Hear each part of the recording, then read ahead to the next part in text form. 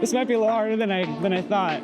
There's such little latency, but in the way that it presents the video, that this is mostly doable. It's a little dimmer than, you know, actual reality, but hey, I can play. So maybe I should like make this cooler and maybe like open up some apps and stuff. How to play ping pong.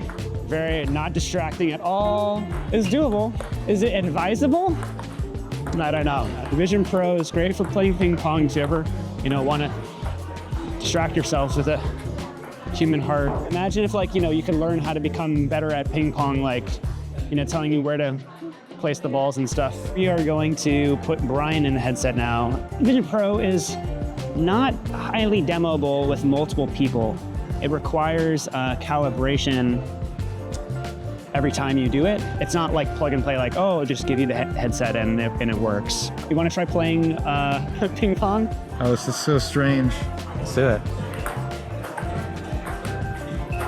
5 points if you knock over the camera. Oh, yeah? Let's give a review of wearing the Apple Vision Pro while playing ping pong. What do you say?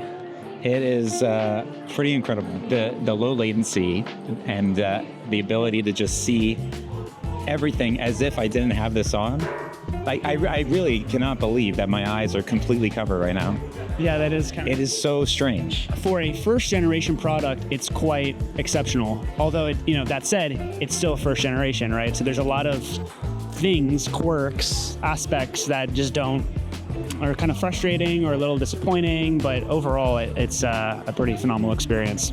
I'm blown away. I'm really amazed by this. Yeah. Well, thanks so much for watching. If you like this video, subscribe, and I'll see you later. Bye!